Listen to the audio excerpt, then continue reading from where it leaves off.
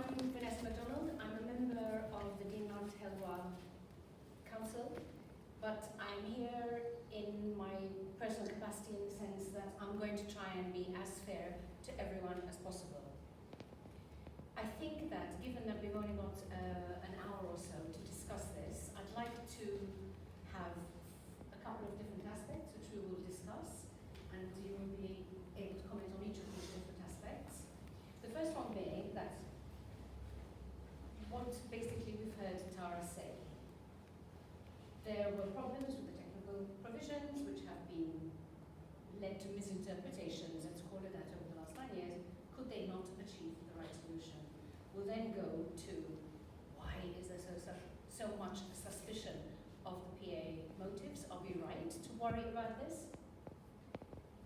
If we do end up with this policy going through, I will ask the panel whether it could be challenged in court yet again. In other words, we would go back to square one. I'd like to find out and understand why does it matter. So we have higher buildings. We've got all of these people all looking for somewhere to stay. Wouldn't it actually solve a lot of the problem for us to have vertical rather than spread across land which is finite? What is the impact going to be on the property market, especially when it comes to valuations and so on? And also, if this happens, what is going to happen to the people who already bought properties planning to develop them? So let me start with the first point. Antoine, you gave an interview to the Times where you said that when we were carrying out these revisions, we took the opportunity to put in urban design guidance, something that previously wasn't even there. And a lot of provisions that focus on context and streetscapes, which conveniently many chose to ignore. So when you were interviewed by the Times, you made this sound like, listen, this is something we have to do and we're doing it for the greater good. The whole point of doing this document, this document started as a revision to the DCO7. And when I was approached to do it, I said, well, this is an opportunity to try and put in certain provisions which the DCO7 didn't have, or which was worded in a way where you had a policy description which was written quite well that no one really used to look at, because then the bolded part of the policy, which was what everyone used to look at, was simply about numbers and about achieving the numbers. So everyone just focused on that. And this had been criticized, I remember, by KTT for many years, that it's not producing quality because it's kind of a checklist which is very much numeric based. And we said, okay, listen, with proper urban design provisions and urban design guidance, the focus should be on the context, and the context should be what dictates everything. In my mind, what this means is that the height limitation that is given by the law, as it has been with us since 2006, is exactly that. It's a maximum you could achieve. It's not an absolute. Unfortunately, I think that it's always been interpreted as a given, as a natural. If that's the maximum we can have, that's the maximum we'll go for. Yeah, but the more I do, the more money I make. Fair enough. Okay, yes, there is that approach, of course, and there is where the pressure lies, clearly, right? But it is a maximum. It's a height limitation that cannot be exceeded. But it doesn't mean that you are given an automatic right to this. Okay, so that is the first aspect. The second aspect is that there are, and this is the point I tried to make in that interview, was that there are enough safeguards if one really wanted to, not to give certain heights. Okay.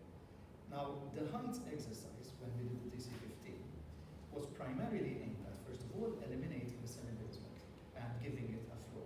Okay. The height limitation of the semi-basement, according to Annex 2, is 17.5 less the penthouse. Okay. If you look at the DCO7, many forget that in the DCO7 there was an exact same table with practically the same heights in meters.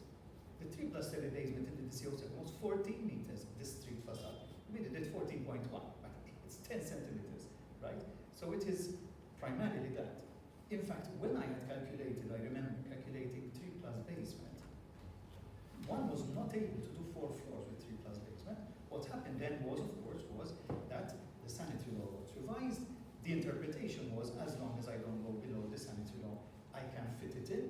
The 1 meter parapet wall, which is clearly still written today, that cannot be gained internally, is gained internally because you do a sightline where you receive it back and the PA is accepting it, but this is against policy.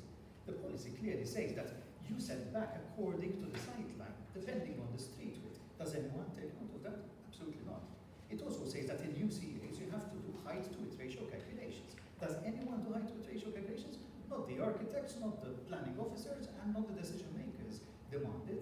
So there are many provisions that, unfortunately, it saddens me, honestly, because, there was an effort here to try and do something, proper. And there is just no adherence to it. And obviously then the exception becomes the rule, and the policy becomes obsolete, because then, the precedent, the commitment starts to take over the policy. But one could not do 4 floors in 3+ basement. I can assure you that. The court is right in the sense that the law clearly says that there is a policy hierarchy, where the local plan is above any other supplementary provision. So clearly they are adhering to the number of floors as specified in the local plan. So the court is right in stating that. Okay. This first question, I'm asking you to look at the positive. So, Alex, I know it's going to be tough, No, but please. okay. I Find will positive look at things. the positive. Okay. I hope you will allow me to make. I hope you will allow me to make a number. We'll come to the negative. No, it's not a negative. I would like to make a couple of observations about what especially irks me. And Well, this that's negative. No. Well, yes, I know, but you have to live with me because it's, to me, it's fundamental to planning, and this is the so-called consultation. Now, here we have a discussion on a proposal. Why isn't a discussion like this sponsored by the planning authority? Why aren't If the they? planning authority, why are they not sponsoring it? Because if they argue that there were inconsistencies, there were people who were not understanding correctly, or perhaps it wasn't clear to everybody, why did they not make an effort to explain it to everybody? Instead, we have 2 strange consultation periods or phases. In the first one, incidentally, because sometimes we get lost. In the first one, it specifically says, government has asked planning authority to amend P35. It doesn't explain why government wanted it changed. It doesn't suggest that planning authority even asked the government, why do we want us to change it? So what are we meant to do to change it? We know that the reason for the change is what Tara has been explaining. That basically, because they were giving permits which were against the law, and the court said these are against the law, so we have to change the document so that now they go back and say, now it is within the law. So to me, what really irks me is the whole charade of the process. Because somehow the consultation, remember consultation is by law, right? And in fact, when people send in comments, they are published, and the planning authority is obliged to answer every comment, and the answers are published. Now, if you read the answers, I don't know whether any of you have, sometimes it makes unbelievable reading. For example,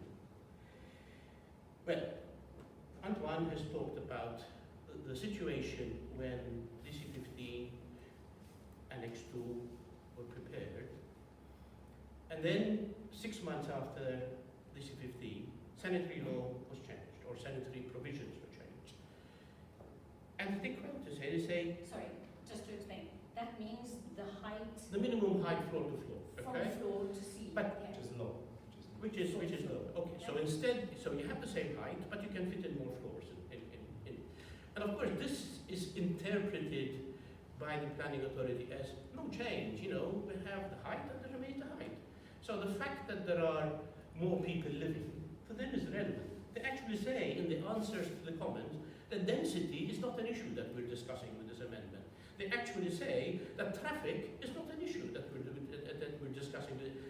And of course, they also say the sanitary law change is not relevant to what we're talking about because we can. But they don't say, they say it obliquely, that the change in the sanitary law is part of the same law. It's not as if it was done by some other entity, it's still part of the regulations of the chapter that is Development Planning Act. So if the planning authority is actually thinking that I'm an idiot, and it tells me, no, look at this, don't look at this, don't look at this, don't look at this. As planners, they should be looking at the same thing. So I find it very difficult to find what is positive, because the whole process is rotten. The whole process. Even if there were an honest reason, say it, explain it. I mean, if you look at the text, what they say is, we have to do something because of the inconsistencies. Who created the inconsistencies? Planning, the local plan was very clear. 3 floors semi-basement, 3 floors full basement. Nothing inconsistent. Inconsistencies were generated by the planning authority and its boards, which sometimes said, 3 floors without basement, 17.5. They mixed up. They should, Gozo especially, because in Gozo, in the local plan, it's only 3 floors. There are not 3 floors in semi-basement. So the 5-floor translation should never have happened in Gozo. And that was the law. They broke it, number of years, one after the other. Eventually, court decisions were coming, and now they're faced with the problem. And therefore, that's the inconsistency they're trying to solve. So, you're asking me for something positive. The issue of the height is a red herring, in my view. What we're missing is density. If the local plan has to change, because we need more people we need to accommodate more people, let's do it properly. Let's decide where we want higher density and where we don't want higher density. Ironically, one of the things that the answers to one Perit who made a comment, it says here, the planning authority has always placed more emphasis on the absolute maximum height limitation in order to achieve a uniform skyline. Can you believe it that since 2015 we're achieving a uniform skyline? It's the one thing we are not achieving. We are ruining so they somehow seem to be in a bubble. And I'm not seeing what is really happening. And again, what really irks me is they say, government has asked us. So this is what we're doing. Now, remember, planning authority is meant to be autonomous. Of course, it's legitimate for government to direct policy. But what they should be talking about is socio-economic policy. I want more density. I want less density. I want more economic growth in tourism. I want less economic growth in tourism. Not to ask for an amendment of a policy without explaining what they want to achieve to the general public. And why do they ask us for consultation? So to me, don't ask me about positive, because I'm afraid I can't. In March, Alex had actually written in a talking point, everybody knows that the application of P35 and Annex 2 indiscriminately to the whole of Malta Gozo is the main reason for the dramatic deterioration of the quality of our urban spaces. The proposed text, he wrote elsewhere, deletes all reference to the concept of development intensity, which is the point he's trying to make now. And remember, development density also means traffic. Of course, traffic. Okay, so you can't ignore them. Yeah. I think it's only fair to also point out that there was also something that you had said, Antoine, about the fact that the policy revision that the PA is proposing would essentially be formalising an absolute interpretation of building heights as a guaranteed right to the applicant, which ignores the fact that the policy says the height must also be evaluated in its context. And we will get back to this idea of, listen, it's not just about the maximum height, but also the streetscape, because that's also another But issue. in fact, the reply that they gave Yes. is absolute. Again, so Yeah. that's it. I think at the root of it. Let's have a look at what the KTP says about all of this. Yes. So, Are you going to find something positive to say? pardon, I'll try. I'll try Well, let's start, because we will definitely have the negatives to say afterwards. I'll try my best, so thank you. I'll try and start from, in a chronological, the advantage of having listened to everyone is, I can get to some of the points. The disadvantage is having to remember them all.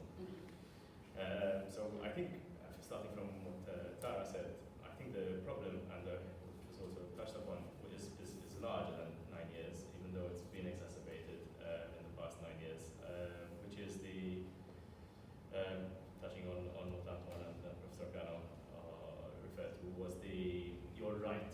So when they say allowable development, the allowable height is, it's not your God-given right. So the local plans, which obviously supersede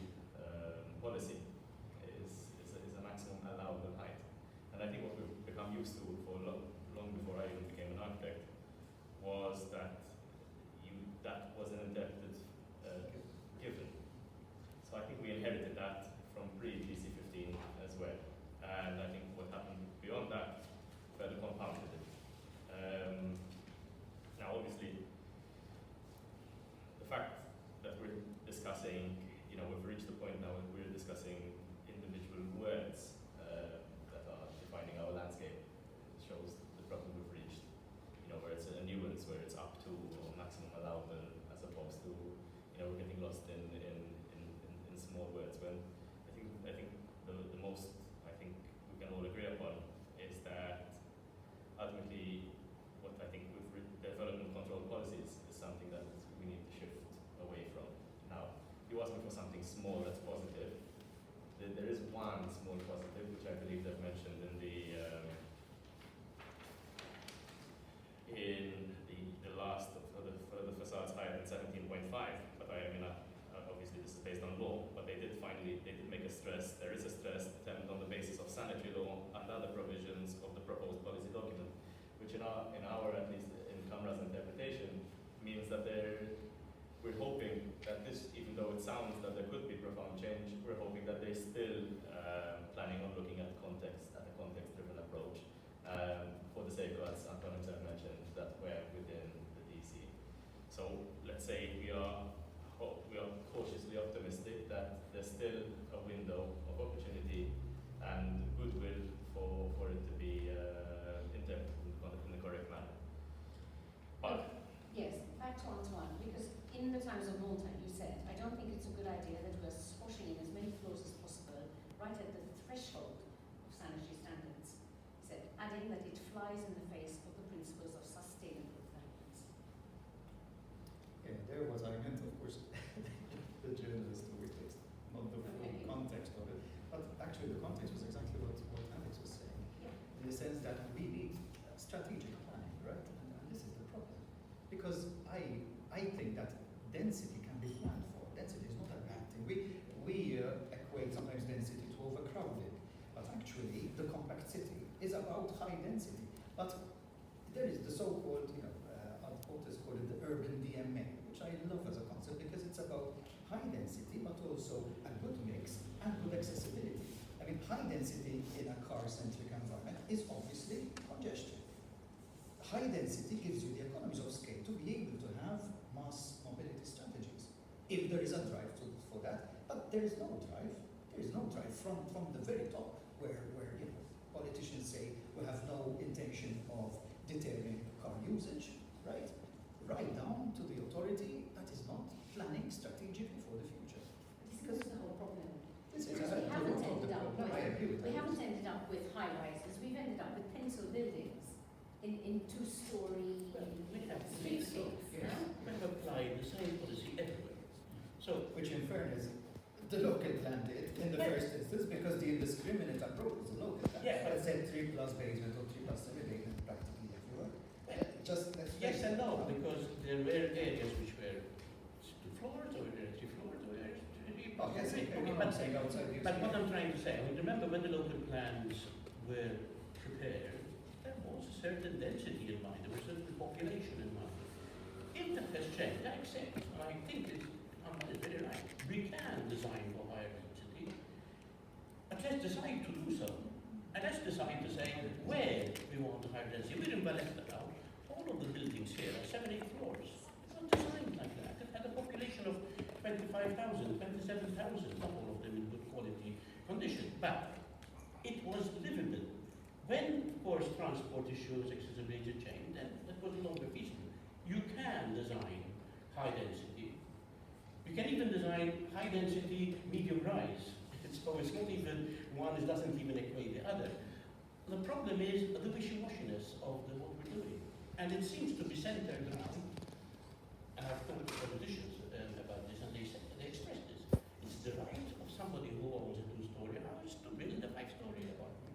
It's that right, which doesn't exist. It doesn't exist. There's Which no development we will drive. get back to. Let's I mean, even park that for a moment, yes, because yes. we're still talking about the policy and whether it is written to be used for good or whether it is written to be used for bad. Did the KTP, were you approached by Antoine when you were writing the policy? Did he contact KTP? on Has our anyone? when we Yeah. were giving our response, Yeah. I And know what did you? I'm Yes, present, for I'm the. very spokesperson, we were many sessions for Okay. meetings. So, It what was would 2 you? years in the making. This Yes, I document. know.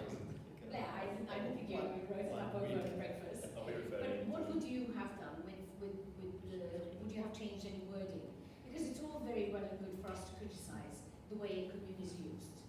But what can we do to make it better? Is there a solution?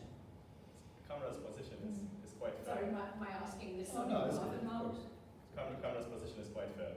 We recognise the good intent, and obviously every tool can be used, with good intent and bad intent, and But that's the craft of a good drafter, is to make one which closes many loopholes as What- possible. I think that one's brief, like I wasn't in the Kamra back then, we probably had a brief, and we, as Kamra today, and the Kamra I know today, is what we'd like to see is, as I said, we'd like to move away from the dependence of development control policies. We would like to see, as Prof. Torpiano said, that if the local plans, when they were designed, are no longer applicable, then let's have them redesigned. Let's have a master plan for our country, for every area. You think that would actually work out I would like to see as a good thing or a bad thing? Because Yes. I fear that I think the longer we, the pressure on people to adapt the local plans to their own I think the longer use we, might actually mean it's more abuse than less abuse. it could be, but the way I see it is the longer we procrastinate, I think the longer we're going to start playing with words and semantics as we would to the situation we've arrived today. I think we don't arrive to a state where this is our 5-year plan, our 20-year plan, and our 50 and possibly even 100-year plan. At least we'll all know where we're driving to, and I think that should be the way forward. I was at the State of the Nation conference last week, and the whole idea of where the economic model is going is obviously quite an interesting one, because I'm not quite But it is sure. crucial. Yeah, but It is a we crucial don't even know how step. many people we need, you know. So it's useless talking about density, and as a planning authority, it's really completely wrong for them to say density is not height. Right? They don't want to address it, but it's useless talking about density unless there is a clear policy decision on demography and economy. They go together. That is the first step, and frankly, it has to happen before the new master plan, whatever we want to do. And it should happen also as a result of a discussion.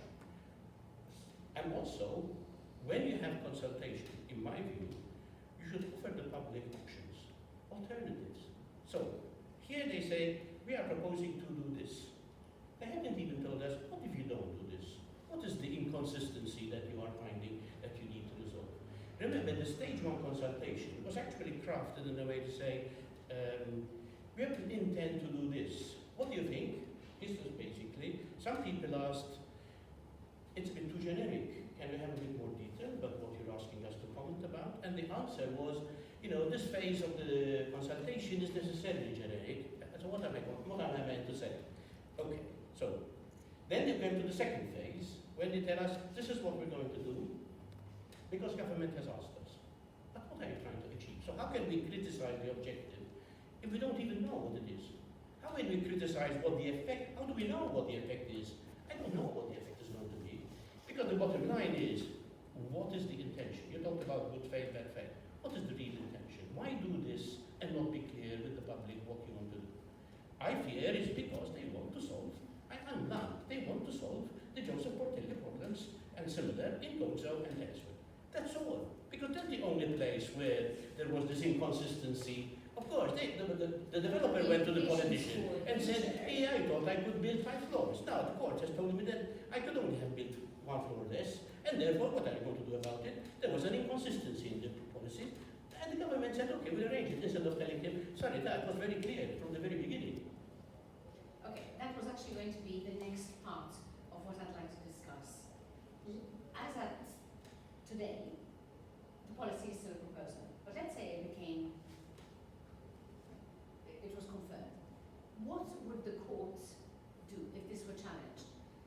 What do you think are the loopholes which could lead to even more inconsistencies, more law breaking, which again, the court will then start talking about context and so on, as it did in Santa They Lucia. can't. Why not?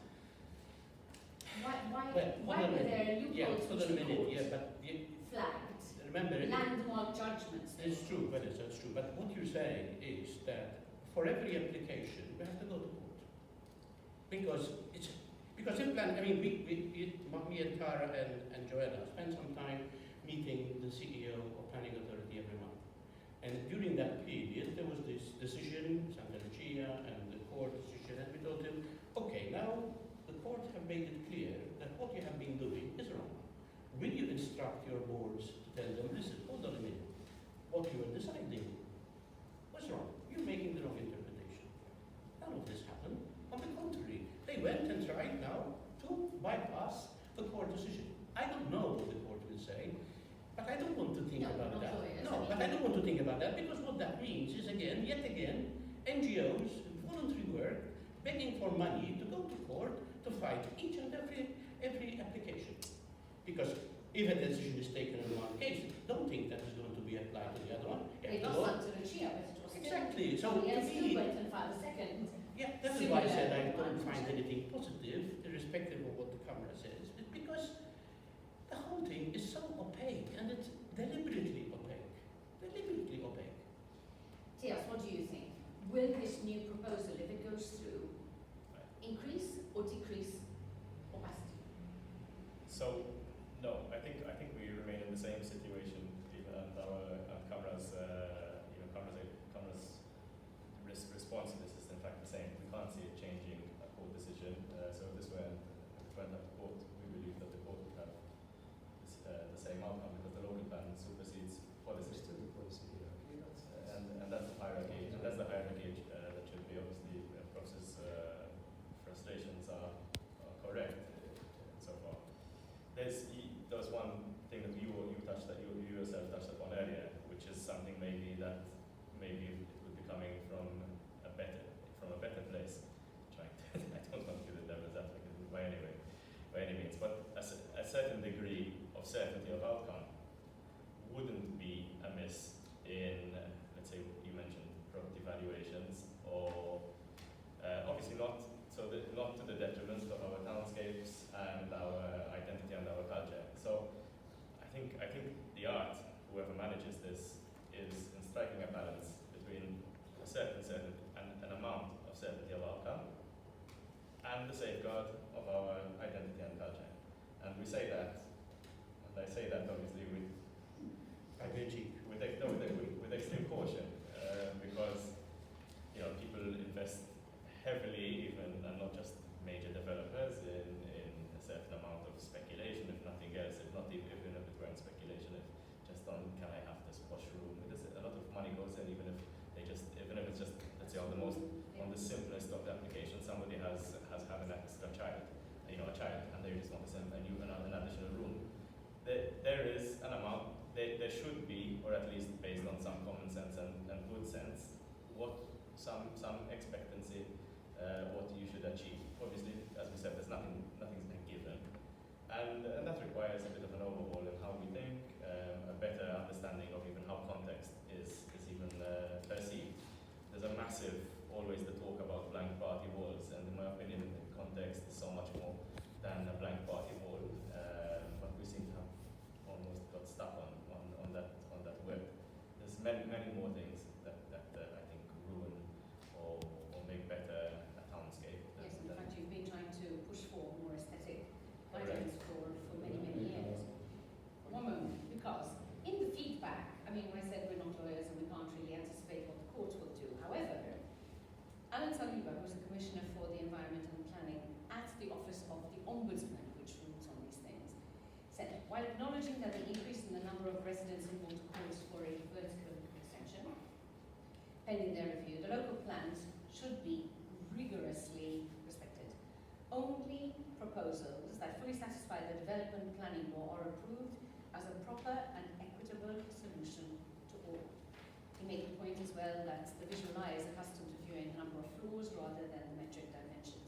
However, I'd like to pick on this business of proper and equitable, because one of the problems that we've had over the past 9 years or longer, as you say, is that some people manage to get a lot more floors than others. And we've all heard the stories about how this was done or not done, and good faith and bad faith, etc., etc. If you suddenly drew a line and said, okay, now this is going to be the law, and we're all going to have to abide with the law. What's happened to all those bad players who have already bought places? They had 5 years plus 3 added on during which to develop them, so they're sitting on these properties, as we saw recently, for example, in Pietà, where they're now saying, okay, we're going to drop this down and develop, I don't know how many floors, 10, 12, 13 floors. How is this going to be helped by what you've done, by what you've drafted? How is it going to be more equitable? How are we going to end up with a better urban landscape? Yeah, I mean, I would imagine that if any new provision comes in, there is some kind of period, you know, The some kind of transition period, period, that's yes. not anticipated in this, but let's say Yeah, there is. but I would imagine, I mean, when the policy was changed, there was that. Great, so you're just going to have a transition period of 5 years, and everyone will build in No, those no, 5 it years. wouldn't be that long. No, I'm But yes. playing devil's advocate. No, it's true that, I mean, there have been certain cases where the heights have gone excessively high, because obviously the way we calculate heights, right, from the highest pavement level, and when you have sharp changes in level, there is a greater chance that, again, although we put clear safeguards as to how to step down, that is generally, well, not generally, but a number of times it's not respected. So it all goes down to that really it's useless having a policy as well written as possible with diagrams and with clear illustrations, and then just for some reason or another, one permit is given that goes against it. Then that's it. You've ruined it, because then everyone's going to start referring to it. I mean, we are at the board sessions. They start mentioning other cases. I mean, case officers ask you to actually quote other cases, like to make an argument to justify. They don't tell you adhere to the policy. So this is the reality, unfortunately. I mean, with Santa Lucia, it was easier because it was still a two-story. And in fairness, there have been some decisions recently of the Planning Authority where they haven't allowed the There were first. also decisions to before have it. Santa Lucia, mind you, don't say. There were decisions even before Santa Lucia. And here I wanted to just make the point. Which looked at the context. Yes, so this is And why does it have to be the court to look at Exactly, it? no, They shouldn't have been I mean, I would expect planners to look at it. planners to do it. and we are lucky. We are lucky. And I say lucky because we are in the minority of planning systems.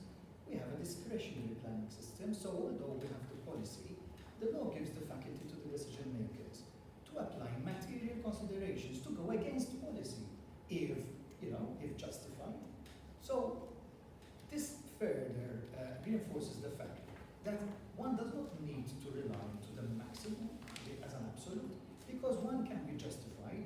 And in fact, if you read the court decision about Santa Lucia, one of the main points it made, which actually in a way half indicates what I wrote, is that it says that the consideration should have been the context. That in this context, that is not a non-starter. Yes, and I think Right. part of that was. Can I just add? It's We not are a lucky right to hear, because to- Tess was talking about kind of the certainty and to a regulatory planning system, which you can't in theory deviate against, gives you much more certainty than this. But then we have this flexibility that instead of turning it to try and create better urban environments, obviously it's been exploited to try and gain as much as we can. Can I just say something about the Santa Lucia case? Because I want to remind that the planning officer, in writing his report on the Santa Lucia case, recommended refusal. The case officer. Case officer. So again, the question is, why is the Police more officers recommend refusal in an awful lot of cases, which are actually Yes, very yes, of course. important, because they get blamed for all sorts of letting things through. Can I just make one principal point about the comment that sorry, I have lots of comments. Two comments about the certainty. Now here I have to take issue with what you said, because it suggests to me that tal-Periti in a way is happy that this amendment gives certainty. But I ask, when challenged, the planning authority said, we don't want to change anything. We've already pointed out local plan is still supreme. So what are we going to make certain that is not certain today? That is why doubt. Is there something else in it? Is there another step which we don't know, like the sanitary law amendment after the C15, which then changes the situation all of a sudden, and then the courts can't. So to me, I don't accept the certainty issue, because that's the argument the planning authority makes.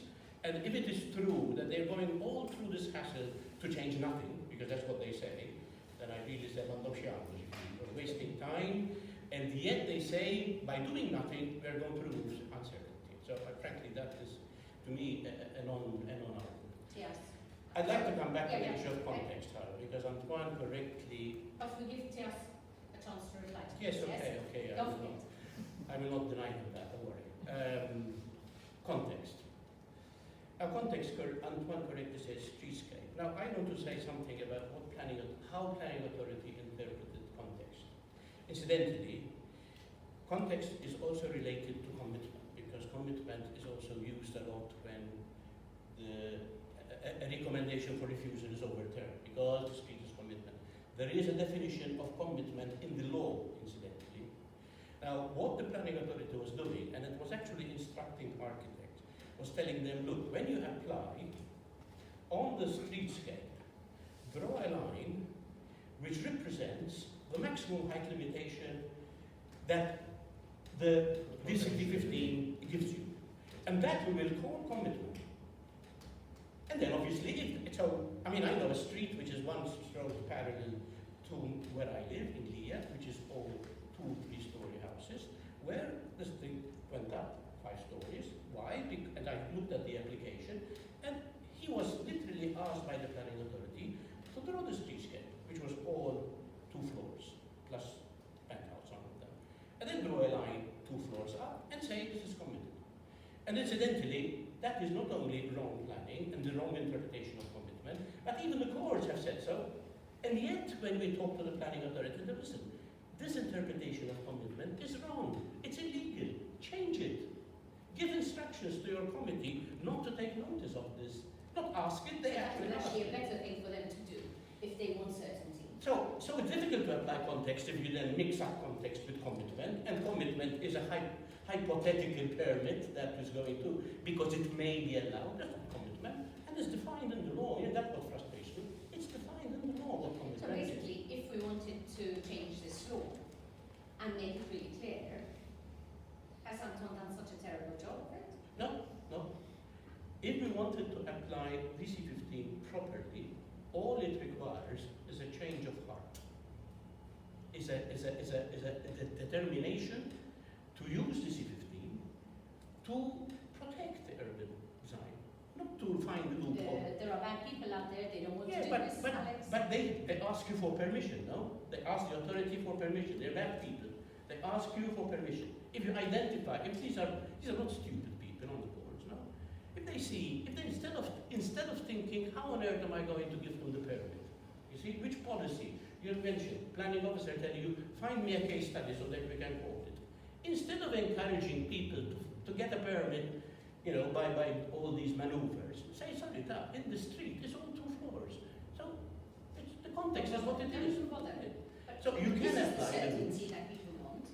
Well, look, I Well, as certainly- those who live in a 2-story street who might wish to redevelop, because obviously they might Yeah, not but- actually be happy with but it. That's can we where talk about That's that? where we get to this equity. Okay, versus can we talk about equity? That's This is exactly. So we have a 2-story street, and one of them says, I have a right to build 5 floors, and the planning, which of course doesn't exist, but let's say that's what the argument is. What about the people in the street who don't want that?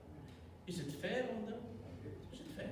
Is it true that the value of their house goes up automatically just because somebody has, I don't believe so. I think if you have a street which has a certain quality, and all of a sudden you change the quality of the street by one development, you actually lose money, not increase in value. So this issue of equity has to be taken very, very seriously. And then I take it one step further. Planning is all about community. It's not about the individual, it's about community. So, is it fair to the community to ruin the skyline of Gozo, for example? Is that fair to the community? And I talk community, not only the nostalgic environmentalist, even the tourist industry. Is it fair on the people who have invested in high quality tourism in Gozo to have all of Gozo a building site? Is that fair? So, what equity are we talking about? Oh, dear. So just to clarify on the process comment, I think you even answered our question. So I understood what the took issue was when I mentioned the certainty of outcome, and even Anton mentioned it. I think what we're asking for is correct application of context and correct application of the way the policy is written. My words, in fact, were striking a balance between certain amount of outcome and safeguarding our culture, our streetscapes, our identity, so what defines us. By no means am I stating that I have the answers, and so what I'm trying to say is it's not like a 50-50 balance. This is why there's need for a context-driven approach. So I hope we're clear on that. We're not all for and happy and glee because of certainty of outcome. We are recognizing that there is a need for a balance between certainty of outcome as well as respecting context. Professor Edward Said wrote an article recently about, for example, Paula townscapes, which was very, very valid. Now, this is a personal opinion and not a Kamra one, but it does reflect Kamra's call for an overhaul in on our policies, why we have to move away from control policies and move more towards more master plans, studied master plans. And what I mean by that is we must identify, we must annex, we must archive, we must, for example, which are these streetscapes that merit protection, and so to avoid even the amount of speculation and even the amount of subjectivity. Let's get that out there. This streetscape, for example, is a no-go zone, in my opinion. It should be out there, and there should be a schedule, and they should be archived. Obviously, when we come to context, there's a paradox. What happens to people who already have bought properties in that street, planning to develop them? Well, they should be a bit yes and no. There should be less speculation. But what I was going to say was this is why we have to move away from development control policies. Keep in mind that there are swaths of land still, with, for example, which are scheduled for 3+1.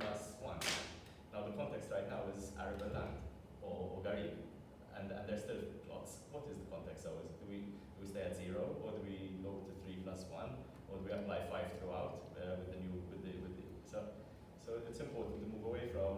But isn't that something where the local plans should be? No. And there are areas which are. What I'm trying to say is, for example, of Santa Lucia, we protecting, and rightly so, a harmonized streetscape. Now, likewise, there are harmonized streetscapes which are fields, which are destined for blocks of flats. So what is the context? Do we build 0? So we have to be the policies have to be drafted in such a manner that are human, and as Prof said, that with a drive where we're going, which has to be studied. Yeah, no, unfortunately, because the local plans have never been revised, there have had to be other policies out of provision to try and improve the situation. I mean, here we wrote a policy on transition because for me the transition should be in the local plan. It should be geographically defined. A transition between UCA and the rest of the scheme. A transition between the scheme and the OBZ. No, we don't keep on coming with the 5 floors right in the edge of the development. Of course, that's what developers want, clearly, because they get the best views. But we should be respecting our topography, and this is the basis. You see the start of this document. It talks about context, even in terms of topography and terrain, because we have a very hilly terrain in Mountain Road. So, unlike, let's say, continental Europe, which is primarily, in many cases, flat. So, but we had to put it in because it is not there. It is not in the local plans. And in other ways, for example, the OCA policy, right? The located area policy. I don't want to deviate the discussion, but again, this is something that should be identified geographically on, locality based, not one, across the board type of policy, and then It should also be a holistic one. If you're talking about the outside catering, then it has to look at the traffic and the pedestrians and everything else. But this is all about this strategic planning. Exactly, which is what Prof was talking about. This is, And then he was talking about the density of it. You can't just look at, what it looks like. You have to look at cope with this. This is strategic. This is what we talk about when we say strategic planning. But this doesn't The seem comprehensiveness to of it. What you're trying to do now, what you've done now, with all due respect, doesn't seem to have What resolved have I it. done? Now I have done nothing. I I am not involved in this. I don't have to present it. But you know what I mean, yeah. This hasn't solved it. We need to go way beyond this from what I gather from the three of you. I think I'm very It's, This is an exercise in it's Unidentified. Yes. Vanessa, I just don't trust. Sorry, I just don't trust them.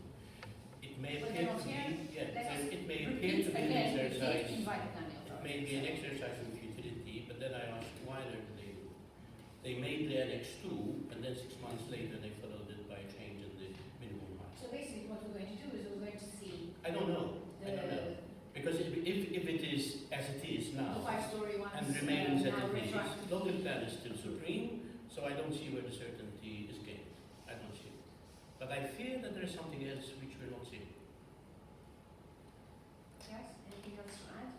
No, I think it's, Any questions from the floor? Tara? I have two questions for Commissaire.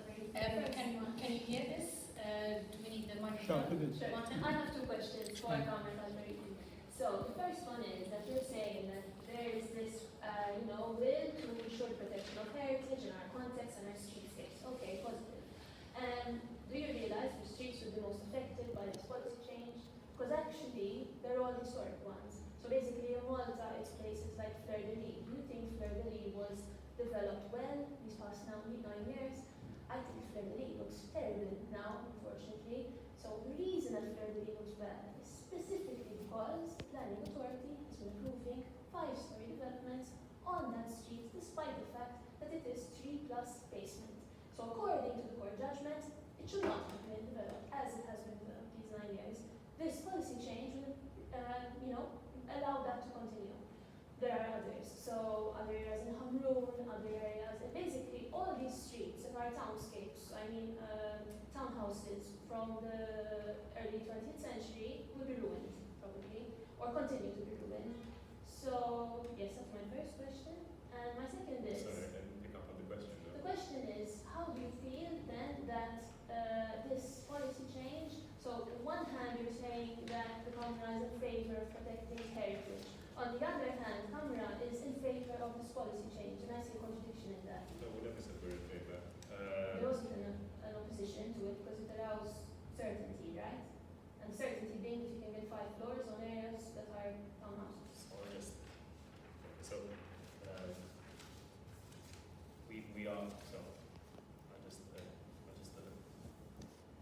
in fact our said one of the points in our response was the proposed amendment does not otherwise bring about any noticeable change other than to consolidate the interpretation that has been used by the PA since 2015, which we are firm believe is that the local plan still supersedes.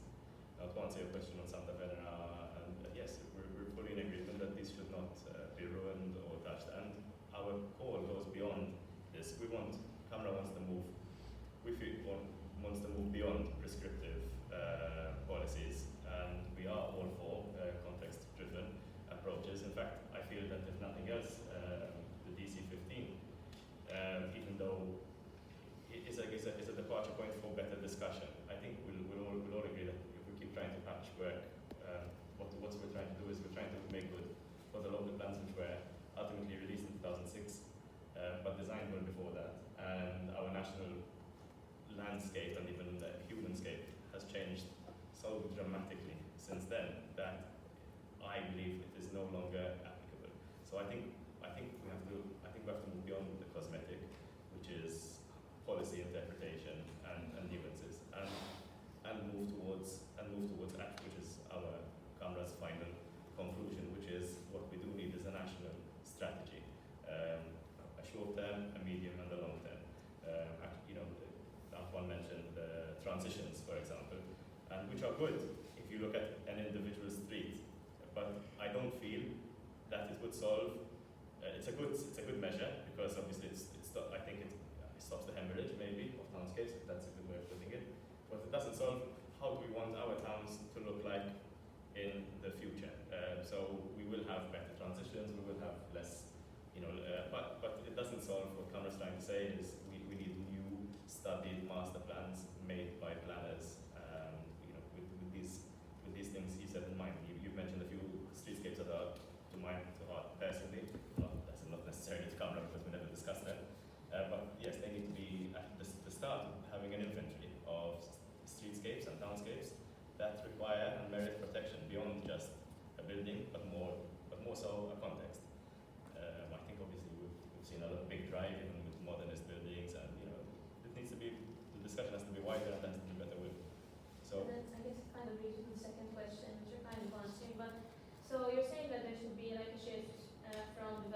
control, but then with the new master plan, even strategy, still be relying on development control. You always need development control, you always need policies, which policies can always be misinterpreted.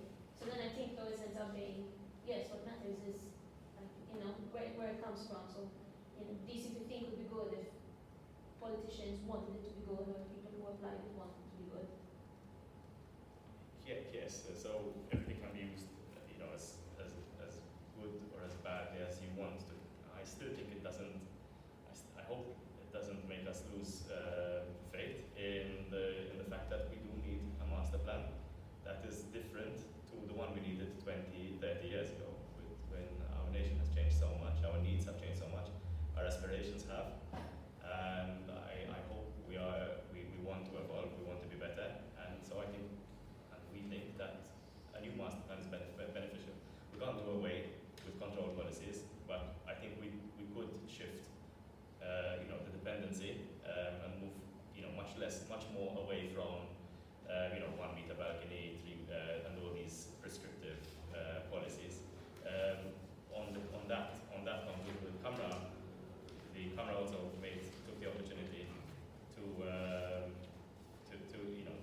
really emphasize that. That we should develop a national architecture policy. We should set up design review panels to allow the projects to be assessed purely on an architectural merit. We also mentioned that even if buildings, I forgot where it was mentioned, but essentially what we tried to say was that regardless of whether a building fits within a policy, if it's plain ugly, then they just shouldn't be approved outright. So I hope to have made Kamra's position clearer. If I may, though, let's also not forget the fact that the absolute majority of these buildings are approved via a summary process, which is not even a 100-day process, it's a 30-day process. Clearly, it's going to be a checklist. In fact, even the report is literally a checklist, so design is absolutely not taken into account. That's another vehicle that has proliferated these type of developments, because there isn't a proper process going on. So even the development control itself.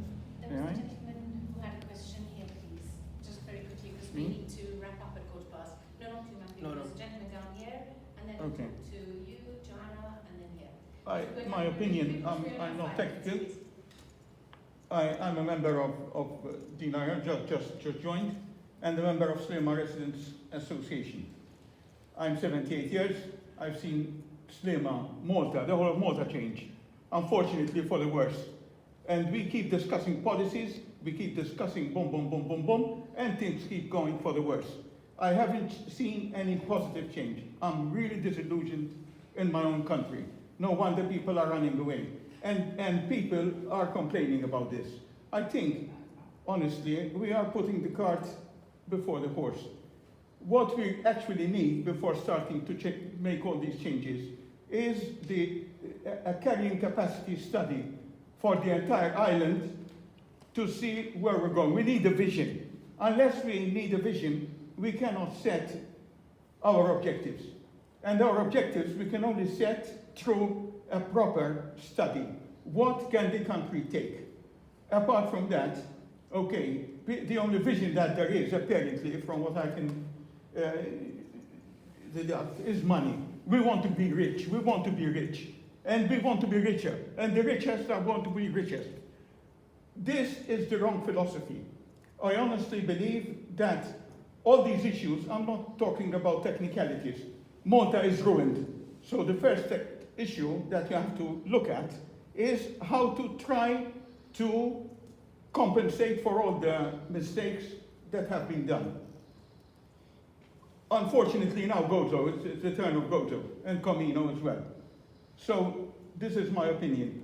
First, we have to do a carrying capacity study, not just nationally. I mean, the MHRA did it in the Deloitte data, but that was specific for the catering, our MHRA objectives.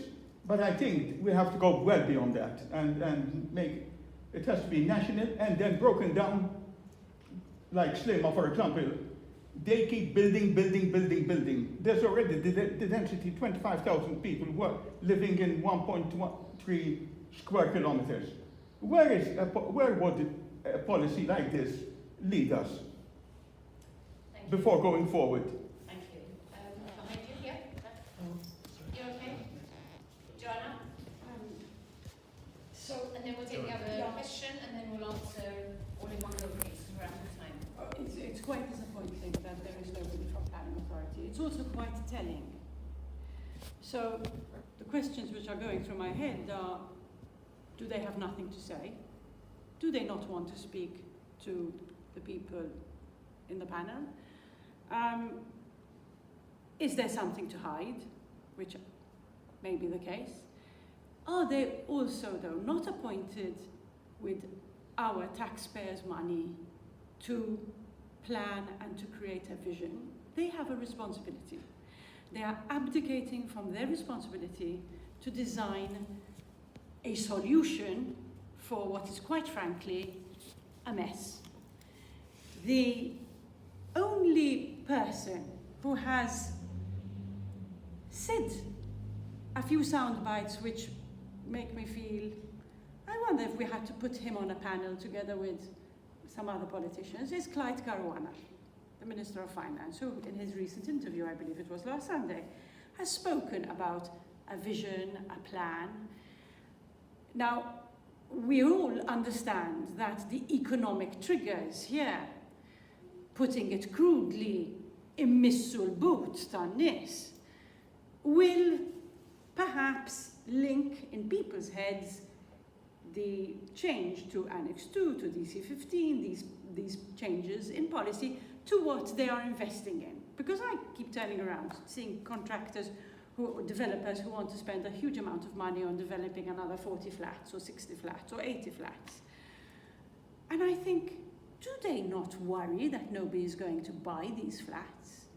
Is there possibly no economic vision that looks not just at carrying capacity, but statistically, how many third country nationals are we going to get to Malta to live in a flat that we're going to build another flat? Don't we see that this is the most ridiculous of economic visions that we could possibly have ended up in? I mean, it's crazy. I mean, it's absolutely crazy. And planning authority don't even have the decency to turn up or to organize themselves a conference which addresses the nation's concerns. And when I say the nations, I don't just mean Dinlar Telwa and its members. I think the last election was symptomatic, the European and local council election, that people are concerned about the environment. There was a green vote out there, and people are concerned. People don't understand Annex 2 planning policy and what they have to live with, but they do know that they are unhappy with their streets. They do know they are unhappy with the traffic. And I think that, to me, the question I would like to see the politicians answer is, why are they not present? Why are they not discussing this? Why are they not taking their responsibilities seriously and replying to us, citizens, and what we need, and not just the developers who go knocking on their doors? Thank you, Joanna. Maybe? What bothers me most over and above aesthetics is the quality of the buildings being built, and even the ones that were built up to around about 1975. They still prioritized fresh air ingress, enough natural changes on the air per unit time, and sunlight ingress to make it a really healthy building to live in. Many townhouses are being destroyed when it is physically possible to add in another story and still retain that system of, the stack effect when you have, a vertical channel in the dividing wall. That will enhance the stack effect. So you don't really need air conditioning, you don't need electricity to power this natural air ventilation. And if there's enough, strategically placed doors and windows, there's enough light in the house to practically sterilize everywhere just by sunlight, pandemic or not pandemic, whatever it is and was. This is what worries me most. Over and above the sheer ugliness. But unfortunately, I don't think there's any policy about these things. Yes. Daniel, very quickly, please. I think the whole thing- Everyone needs to leave. I mean, once I was representing the NGOs of Gozo in Parliament, there was Arif Farrugia in front of us, and he told us plain and straight, and he told that to the nationalists on the other side, Bella jiena għandi dar, iwaqqaħħa, intella $5, inżomm l-ewwel flet, nagħti l-ewwel tnejn it-tifel u t-tifla u oħrajn inbihom u jien sinjur żgħir. Bidlu liġi tara kemm jivvutawkom in-nies. Final words. Il-Parlament, eżatt. Yes, You very mean- final words because. Fil-Kumitat tal-Kamra Just nagħmel. that we would leave by 40 past. Alex, do you want to? No, I don't think I'll finish in an hour. No, I just want to say something about the We have to gentleman. provide lunch. I you know. what What it is, the so- gentleman said about carrying capacity, yes, I think, but I go one step further. There is nothing which says we can only take 400,000 people, or 600,000 people, or 800,000 people. I don't know. 2 points, however. If the model is, with what Joanna said, we have a 2-story house, and then we want to build a 5-story building, so we get labor from outside, so we need to provide accommodation for them, and it is an addiction then, because once the developer makes money, what else is he going to do with that money, except repeat the cycle? So we have now reached a situation of economic addiction.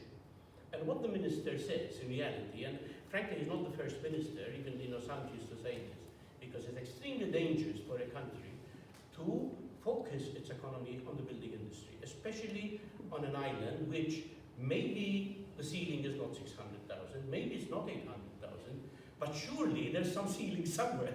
So if it doesn't happen within 2 years, it will happen within 5 years. So the model is unsustainable by definition. However, having said that, there is the other point, which is what Antoine was saying.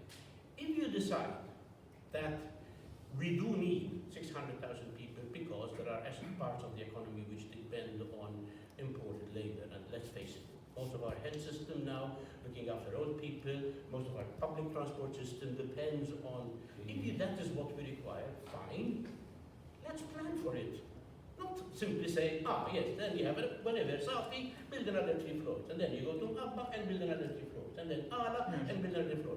And then, not only do you ruin the streetscape, but you make the transport system even worse, because it's always worse. So planning is the key. If these 800,000 do not materialize because we find There the is way, another. as tried Caruana Yes, said, of course. to add economic value, you can't reverse that. I know you can't, and in fact, I was going to say one other Which is point, what because the lady was saying about yes, all of these exactly. townhouses. No, she's right. Once I mean, they're destroyed, I think the they're gentleman gone. mentioned the tourism Yes, industry. exactly. The tourism industry has already declared that they have too many beds.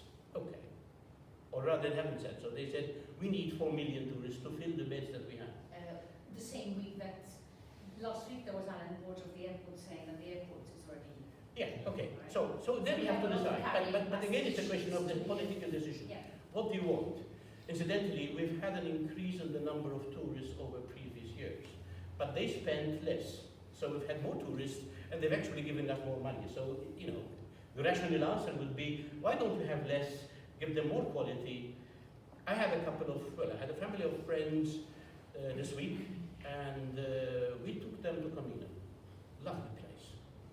Even today, which is not yet the peak, it was packed. You can't, and I've seen a number of articles for visitors in May who said publicly, we went to Camino thinking this was a pristine island, etc., etc., and it was full of little kiosks selling.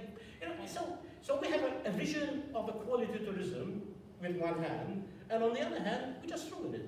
So it's all about planning, but planning is not policy. Somebody said it's not the detail of the policy, it's the vision. Matias, Yes. final word? Absolutely. Just to compound Kamra's position, which is moving away from the dependence of development control policies, and we are in favor of master plans that produce comprehensive, researched, and thorough strategic plans for each of our towns and villages. And I think that's the nuance, which is moving away from policies that are, one size fits all, but actually now pinpointing the individual village, tailoring it for each city. Antoine? Yeah, and on these lines, I mean, we have a strategic plan, which should be guiding all the other policies, right? Today, Yeah. We started the process of amending it 2 years ago. That's right. And I was told 2 years ago, which was about, I think it was June, and they told me by the following February, which means 2 Februaries ago, we will have prepared the studies for which will be the background of the amendment revision of the SPED. The studies have not been done. This is my worry, in fact. In fact, you're leading to that. That's, you know, it's all great, and obviously, yes, there should be visions, but the problem is that at the rate at which they are done, if they will be done, right? Because, I mean, there's not even an in-house research team at the authority, right? There's not even someone who's looking at cumulative impact of single decisions, because every decision is on its own merits, right? And I want to see the bigger picture. That until it's done, more commitments are being produced, and then, you know, we're coming to a point where we might have a vision which is already obsolete, because then, you know, so it's not so easy. I mean, if I may, you know, I must say, I mean, you know, this document was done with a lot of effort, and I must say, I sometimes I used to get very annoyed, you know, that everyone just sees the last page of this document, right? When there was so much more to it. I mean, I hate seeing posts where, you know, a blank wall is put, and, you know, Patrick or whoever writing, this is the result of Annex 2, because it's not. It's not. You know, I hate the fact that 5 stories are squashed in a 2-story townhouse, but the local plan actually allows me to, or, you know, potentially told me that I could do 3+ semi-basement. I mean, isn't that also terrible that 2-story townhouse becomes a 3+ Most semi-basement? townhouses were all basement. Most townhouses Yeah, or 3+ basement, okay. But in any case, No, but the idea of the local plans was to protect townhouses is quite clear. I think the ruin of the townhouses happened through the interpretation of, let's say, whether its house was written or not. Its interpretation of UC 15. But there's another point. That's what the interpretation of the CO We said. need Yeah, to but round up. I don't accept the Because defense Antoine- by saying Yeah. DC 2007 was like that. There were mistakes done in the past, but we cannot keep on justifying the mistakes because of the previous mistakes. The bottom line is, We're looking for a yeah, way what the forward. bottom line is, what are we looking at? A This is better the way outcome of what policies are in place. That is what so if people can convince me that that is better than what we had before, then I say, okay, there's something, but I'm not seeing any improvement in anything. Thank you so much for being here, for contributing to the very fruitful discussion, very depressing discussion. I'm leaving here on the edge of tears because there's no hope. Yes, we're hoping for the positive part. So. Oh, I tried. But thank you very much for being here, and we'll be posting this on our social media, so if you'd like to get other people to listen to it, we'll be able to do so, I hope. Thank you very much to everyone for being here.